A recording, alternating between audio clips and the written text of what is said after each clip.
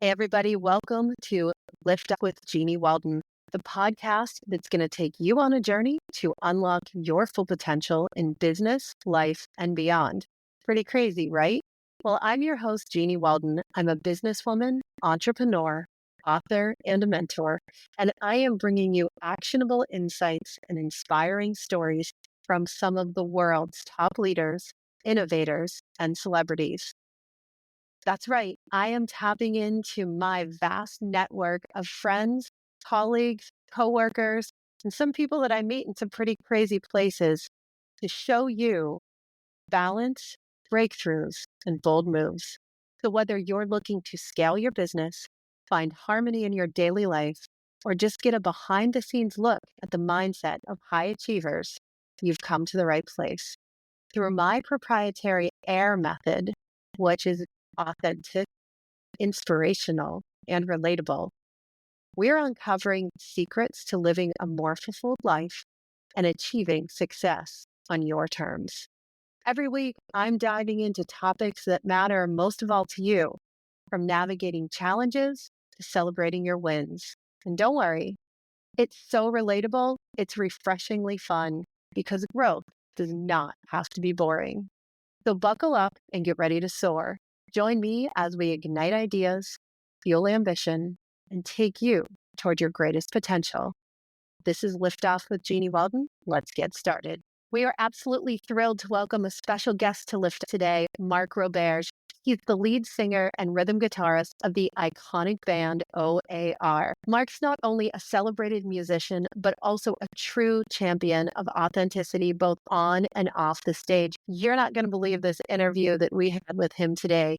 But let me tell you a little bit more about him before we bring him on. For over 2 decades, Marc has captivated audiences with his heartfelt lyrics, powerful performances, and an unwavering commitment to staying true to himself and his band's vision. In a music industry that often pushes trends and gimmicks, Marc and the band have always taken the road less traveled by choosing an authentic path, allowing O.A.R. to build an unbreakable bond with their fans. It's this authenticity that has turned hits like Shattered and Hey Girl into anthems that resonate deeply with listeners around the world. But Marc's journey is not just about music. It's about staying grounded. It's about embracing the highs and lows of life and connecting with people in such a genuine way. Whether he's performing to a sold-out crowd or sitting down to write a new song, Marc believes the most powerful stories come from being real and honest. I love that. Today, Marc is joining us to show how authenticity has been key to O.A.R.'s enduring success, how staying true to himself has guided his career, and why he believes that the most meaningful conversations are built when you let people see the real you. So get ready for an inspiring conversation that's going to go behind the scenes of one of the most authentic voices in music. Welcome, Marc, to Lift Off, and let's dive in to what it truly means to live and create with authenticity. Hey, Marc, welcome to Lift Off. It's so exciting to have you on. Oh, it's an honor to be here on Liftoff, and I'm excited to talk about what we're gonna talk about here because after we just did a nice little intro together, I feel like we have a lot in common already. Absolutely, absolutely. And, what I love about my conversation with you today is that you are living a work-life blend like we talk about in the show all the time. You have a job that I'm gonna guess, and you can tell me if I'm wrong, is your passion, and it also fuels what you do and brings your personality forward. Are you just so happy to do what you do? Do you wake up every day and not think you even work? I wake up every day and we talk about this with the band every time we go about to go on stage. We say, guys, we're in overtime. We're in a business that's designed in a way to give you, if you're lucky, a year, 2, 3, 4, 5 years actively working in music. And we are now approaching our 30th year. So am I happy? I'm in complete awe every day that I even get to do this stuff. So we always remind each other of that because it actually brings out so much more joy in the work process. And the blend is the reason why I'm sitting where I'm sitting right now is because as I was driving home from a show to get home quickly, the car took a dump. It just went crazy, and now I'm sitting outside the dealership in the morning, making sure that that works because next week is family trip time. So this type of blend that we're talking about is very real at every level. But I always feel so lucky to do it, and we talk about it a lot at home Yeah. and at work. And at work is that we are sitting in the middle of something that is rare and we should enjoy it. It's so true. But I gotta say, don't you wonder? And you and I were both alive back when there were no cell phones and there were no Zoom calls. Don't you wonder how we did it? Like, how did we survive back then? If you were on your way to a meeting and your car died, you have to go to a payphone or something, right? I remember as clear as day the when I was in college and I had my girlfriend who is my wife now, and we'd known each other since high school, and we had very clear, we speak. You don't just go along your day and we don't. So I remember very clearly the exact payphone in Columbus, Ohio, every single morning that I would pull up to. Yes, I made it to school today, because I was already in rock and roll. She's calling me saying, "Are you up? All right, I want to hear the shower." I'm like, "I had a show last night." She's like, "I don't care. Go to school." And it was, I remember that payphone, and I'll be in Columbus here in a couple of weeks, and I'll probably drive right by it if it's still there. Maybe I don't know how we did it, but we probably left a lot earlier for things. I think so. I remember being in college and I was supposed to meet a woman for an interview at a restaurant. And same thing, my car died.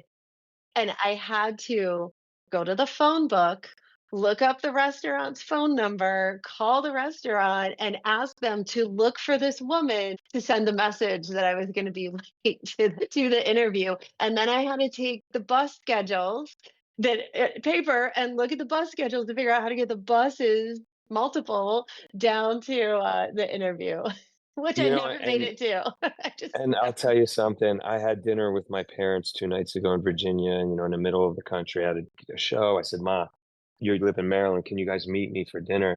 They made it there. We were there. I said, "Hey, so did you use Waze to come here?" He goes, "Well, I admit we did we went on MapQuest."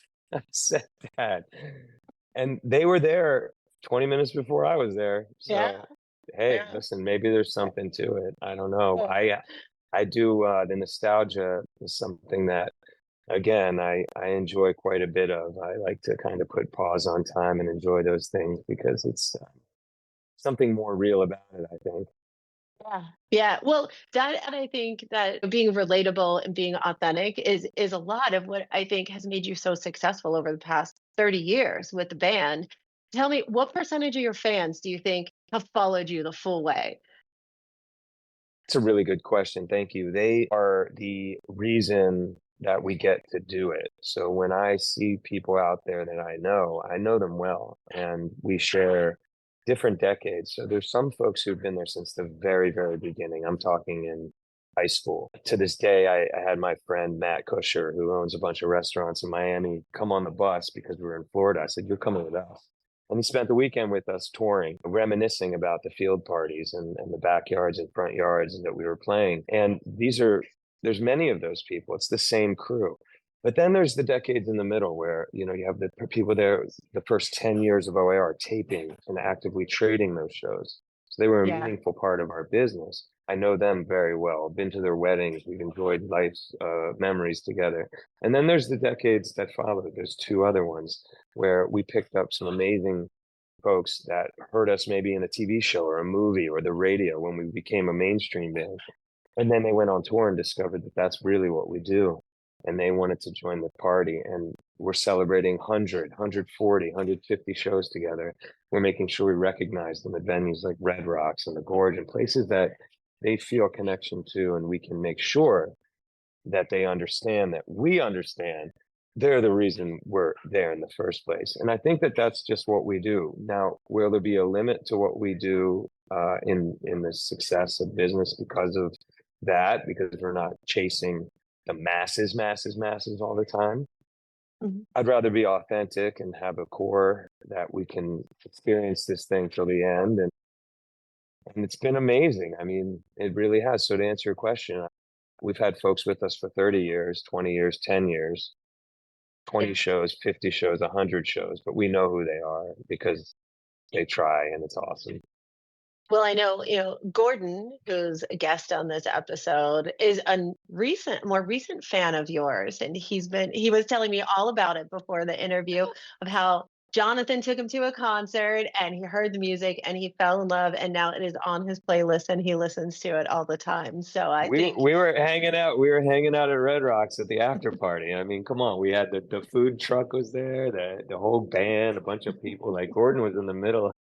well, you made him part of the band. He said Oh he yeah. didn't get a chance to sing though. So maybe next time. Well, that was because he didn't come to the pre-party. Now he got to come to the pre-party for that. That's where we assign the guest appearances. There you go. There you go. So tell me with the band, what's your vision for the future? Do you continue to grow opportunities organically? Do you all have a set mission? I mean, it's been decades now.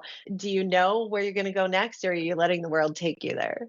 I'll tell you, in March of 2020, I'm standing in Arizona and I am playing a festival called the Innings Festival. The creator and owner of that festival comes up to me and asks me this exact question. I tell him that we've recently started plans to do a town takeover and a festival and this and that and the other. And he says, you know what? I think I have a better idea for you. Why don't we join forces and create a music festival in Maryland, where you guys are from? And with his guidance and his genius, this is a person who's created the most successful festivals in America. We've now had two successful showings of the Ocean's Calling Festival in Ocean City, Maryland, that is one of the premier music festivals in the United States. And because of someone asking me that question and having the means to create that, and seeing that we were very serious about not only preserving our legacy in Maryland, but also giving back in a gigantic way to the area. He provided the everything so that we were able to build that. So that is and was our dream. Our dream has happened. We have accomplished, you know, played Red Rocks 15 times. We're working on our 14th album. We've got this music festival and we're celebrating our 30th year next year with the giant tour. And I feel like, again, over time, I feel fulfilled. And musically, I just want to make the family part, anything I ever missed out on, full. Yeah. And at that point, I'm good. So I think we continue to make new we're just happy. We're making songs. We're artists. We get to be artists because other our fan base has provided us that comfort, and now we have business partners that, I mean, we're building things that will keep us here for a really long time, hopefully, obviously, but we take precious care of it. We're just happy to be there. And we have to tip the cap to Tim Sweetwood, C3, Red Light Management, amazing, smart people who are helping us live our dreams. You said something that I think is really important. And I would love to dive into this and ask you more about it because you talked about you had this vision. You got asked in March of 2020 what your vision was, and you had a very clear idea in your head of what you want to do. There's a lot of people that watch the show, whether they're just starting out in their business career or whether they're looking to be, a personality, whether that is a creator of some sort online or whether it's a musician or an actor. What advice do you have for somebody that's just starting out? Should they set a clear vision on where they ultimately want to get to? Does that change down the road? What would you say? So I've had the pleasure of working with this guy, Greg Wattenberg, who owns and operates this place in New York City called the Artist House, which is it's a current Brill building, Motown, like creating music with the artists, young artists, established artists, everybody in one place, supporting the New York City music scene. And what I've seen through that is these young artists are coming through and they're highly, highly skilled in musicianship. They're highly, highly skilled in social media, tech, all of these areas that I am not skilled in, and learning the guitar as a utility to make sure I can express myself and sing my songs and these other things that I came up on looking at my heroes. And what I've noticed is there is a space where you can remind them that tangible dollars, tickets and t-shirts is what will enable you to continue a long effort as an artist, a true artist. And when I say true, what I mean is someone who has freedom to create something that isn't aimed at a marketplace. And then after you create it, then they can aim it at these marketplaces very successfully, and they know more about that than I do.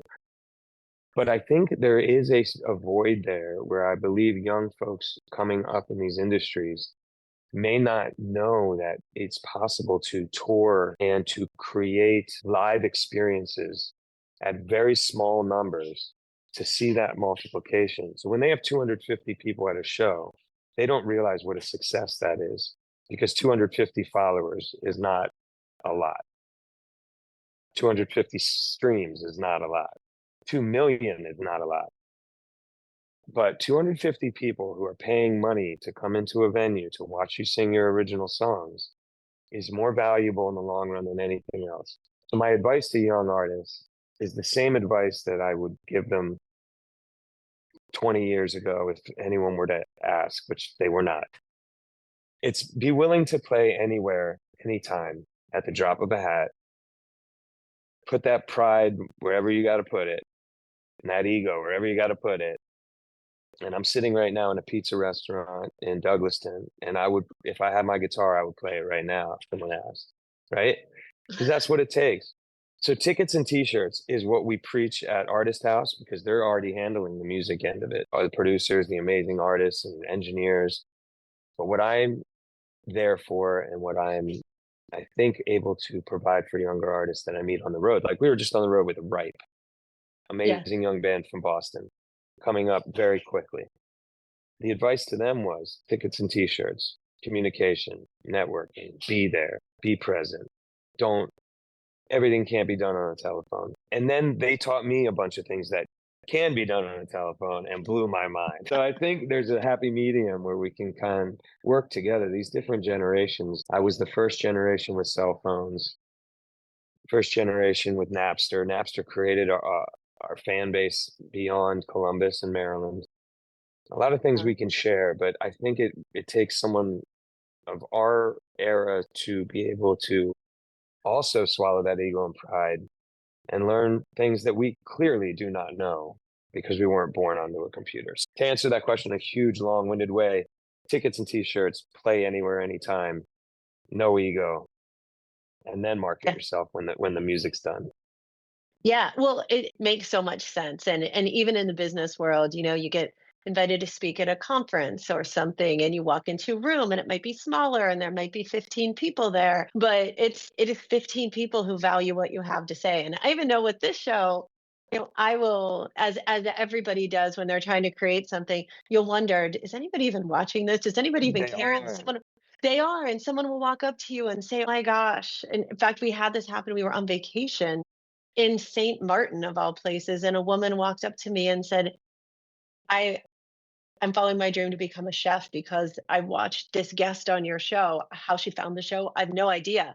What guest it was, was a really interesting choice for her. But to think that you can have a positive impact on people, and especially you must feel so much excitement to see the positive impact your music has on people, because music can change your mood, it can change everything about your day, it can keep you focused. You're just providing people so much hope for the future. You've got to feel so proud every day. So I grateful. mean, we're in this thing together. I played 2 nights ago in Virginia with Richard, just two acoustic guitars for 40 or 30 people of a credit union. But what they don't know is that the CEO of that credit union, John, is an old pal that we met through doing charity work for another friend. And it's not that, like, you want to put a corporate tag on anything in a negative connotation, because that is another mistake that young artists are going to make. They're going to not realize that those 40 people are not there. They're there for the music, to be inspired to take that home, do their job, Yeah. and walk in and create moments and stories and things like that. And when you really think about what is a credit union, it's a collective. It's like, it's folks getting together with like-minded and privately funding this place that someone, say, call it a military or veterans, can go and have questions answered. And you want those people behind those desks to feel that this is a people business, not Yeah. a number, right? And I think so when someone like that comes up to you in St. Martin, it's because they were looking for that inspiration and you provided that. Had you not, who knows what they would have found, and it would have been a different path for them. That butterfly effect is so prevalent in this in this world of putting shows out where we can all express ourselves. And I love it so much. And I do it on a daily basis, but numbers is not what I'm concerned with. It's the people, because that's how you create a fan for life. Tell them about your life and they'll believe you, and listen to what they say and believe them. It's not that hard. Yeah. Well, you might just have the best job in the entire world after having this conversation with you. This has Yeah. been so, so great. And thank you for doing it from a pizza shop. Thank you to the pizza shop owner. You definitely need to Listen, send me the name so we they're can. not even open. They're not even open. I knocked on the window. I said, "Oh my God, I gotta get in there. Everything's closed." And he let me in, and you talk about authenticity. Yeah, this is like, I got to get this car fixed so I can go play some. Yeah, you yeah, know, yeah. Well, yeah. seriously, tell me the name of the pizza shop because I wanna give a shout out on the show for it. And the last Eh, question. Fine, I'll find it. I'll Yeah, find it. The yeah, sign's please up. send it to me. We'll put the sign. We'll edit the sign in. All right, last question. I'm sure you get asked this all the time. Out of all your songs, which one's your favorite? Man, so I would say my favorite song is "That Was a Crazy Game of Poker" because it was written, in a moment's notice in high school after a really stressful, dramatic night, and we played it. I remember at Sterling, Virginia, at a bar, a cowboy bar. We played it 3 times and they loved it. And we have played it every single show ever since, except 2 shows when we were trying to be cute and thought, hey, we're not going to do our most famous song. Didn't work out well. So, no, that's my favorite song. It's my favorite song. It's given me a life that I could only dream of. And so, yeah, that's my favorite. That's awesome. We saw Billy Joel once, and he started out the concert. I'm sure he does this every time. And he said, I wrote all this new stuff that I love, and I would love to play it for you. That's over here. I've got all my old hits that everybody knows, and I can play those for you too. Although I play them all the time, and I'm really tired of playing them. Audience vote. Which ones do you want to hear? And like, dead silence on the new songs. Everyone was over here. And Yeah, amazing concert. But people yeah. love to hear what they grew up with. People love to hear the songs that made you famous and made them fall in love with you. So I I mean, I love what's not to love? What's not to love about, walking into a room and your favorite movies on TV and Goonies? Like, what's not to love about that? That's exactly what it's about. So, like, there is an artist that I won't name who I heard in an interview say he was talking about bad about his old stuff and blah, blah. I said, oh man, like, I'll never say a bad word about any of these songs, even the ones that are probably not good. I don't know, but that. Yeah, yeah. yeah, who People cares? love them. People love them. People love them. Well, Mark, thank you so much for taking time today to be on the show. This has been such a fun conversation, and I So cannot thank fun. you enough. And the pizza shop for doing moving mountains to make it happen. I really They took a appreciate it. chance. They took a chance on a guy banging on the window at 9:52. Hey, well, it was worth it. Thank you so much. Talk soon. See ya. Thank you so Good luck with the much. car. Okay, bye. Thanks. Well, that's it for today. Thanks for joining us on Lift Off with Jeannie Walden's podcast. If you enjoyed today's episode, don't forget to hit subscribe so you never miss an inspiring conversation like this one. And share this podcast with your friends. Come on, let's keep lifting each other up, shall we? Don't forget to tune in next week for more insights, expert advice, celebrities, and the motivation you need to soar to new heights. Until then, stay bold, stay inspired, and keep reaching for the stars.